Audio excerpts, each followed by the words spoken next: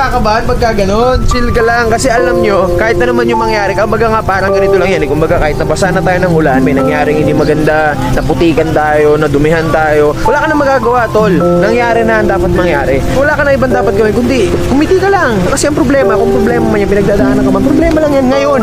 Matatapos na matatapos din yan. Kaya kung didibdibin mo, dadamdamin mo, kung problemahin mo, ikaw rin ang talo kasi nangyari na. So hindi pa pwede na, pag nangyari na, wala ka ng cellphone, nasiraan ka na sasakyan, flat yung gulong mo, magiging malungkot ka pa, magiging problemado ka pa, sisimangot ka pa.